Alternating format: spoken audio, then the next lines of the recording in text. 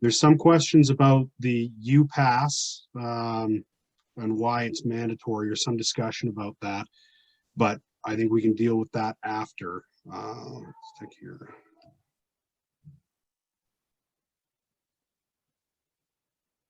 Okay. All right.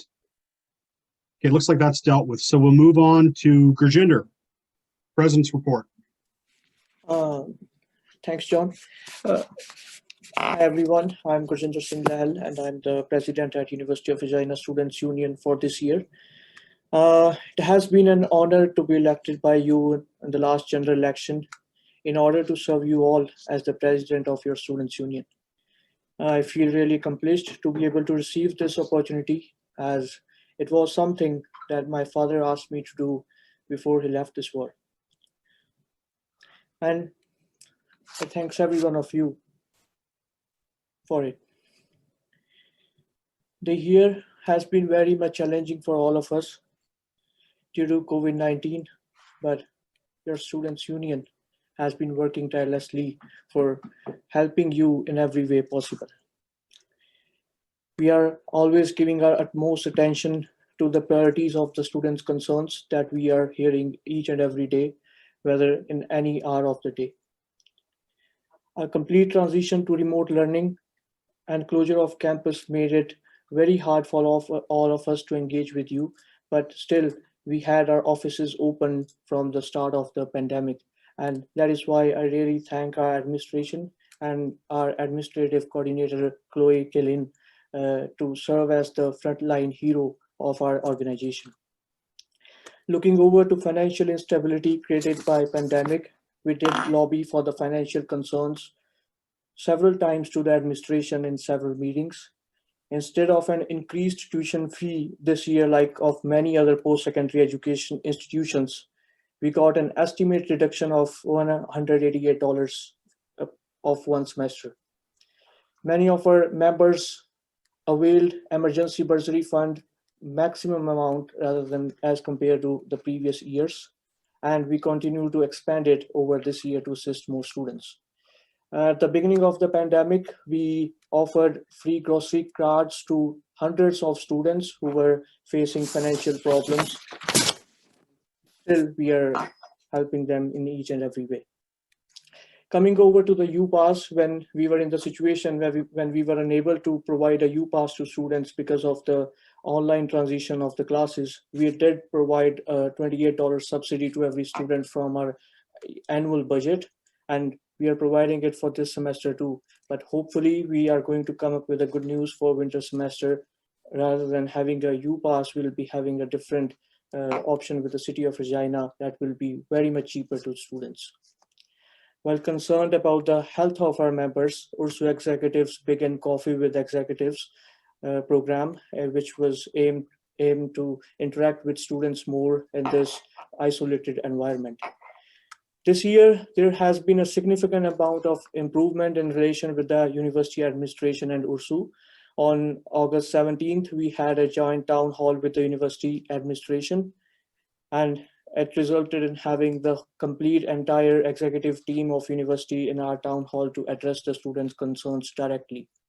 Also, we are hoping to host such events in the complete year.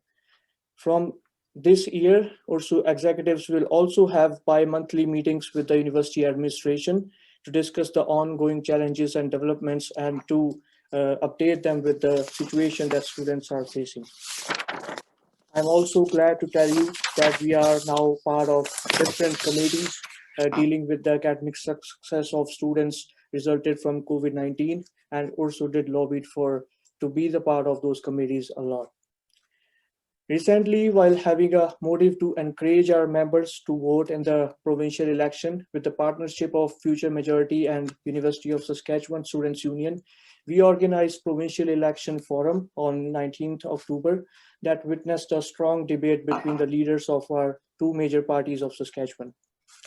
While having everything online and while managing most of the works of VP External due to her resignation, we had a successful welcome week that was a blend of online and in-person events.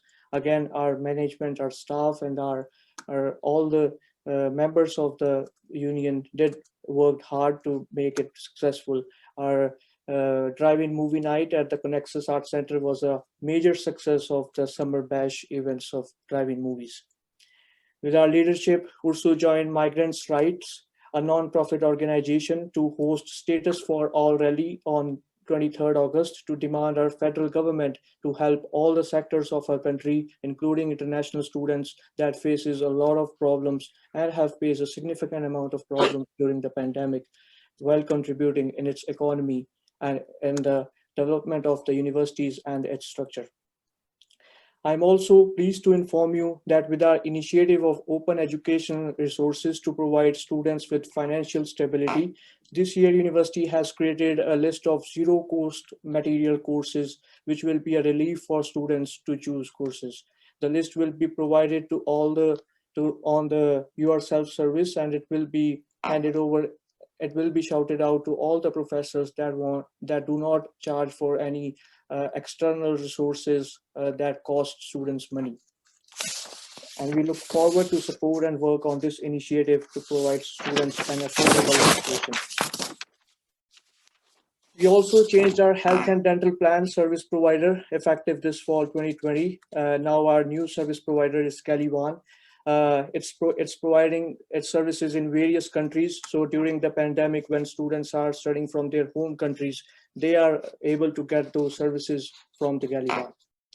I, along with management, also lobbied for the compensation of the loss from closure of the OWL, and I'm glad to tell you that we were successful in achieving that goal. This week, we organized Proctor Track Forum via Zoom, which resulted in a constructive discussion within our members. We know that there are a lot of problems and stressful conditions revolving around the platform. But now, at this time, we are getting your survey results, and we are going to counter-argument the necessary steps with the administration to have the smooth and constructive experience of you as students during your midterms or finals. We have also launched our new platform to engage with students, that is URSU Universe. So now we are going to have the opportunity to email you directly, which we were not having earlier. So this platform will provide us a lot of resources to engage with you, to deal with you a lot much easier. At last, I thank you all for the trust that you have shown on me and this organization during these hard times. Before taking the office, I was a victim of falsehood, but my students' union was there by my side, and that is why today I want to tell you that you need not to worry when you belong to URSU. URSU is your strong advocate on campus that will fight for you in every way possible.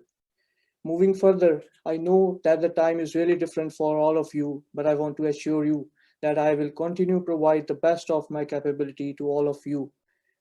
I urge everyone to take care of your health at this time during this pandemic rather than any other thing, as we could achieve everything if we are fit and healthy. COVID-19 will not stay in the way of our hopes and dreams, and we will win this battle for sure. What will go further along with us is how we dealt with it. Can you guys imagine the day after 50 years from today when we all might be struggling to put our right feet in our right shoe? I guess no. We all might be telling our stories of success, compassion, dedication, and determination of 2020 to our next generations.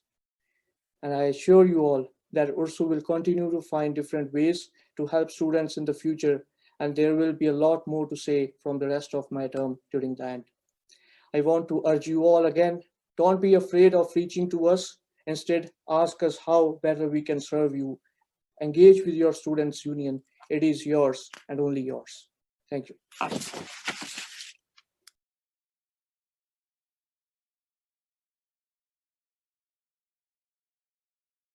Thank you very much, Gergender. All right, we have a couple of questions, or we have a question. URSU would discuss the possibility of lowering tuition with the university this summer, and yet we didn't see a significant difference. What was the response of the university in this regard? Is URSU continuing to advocate for lower tuition at this time?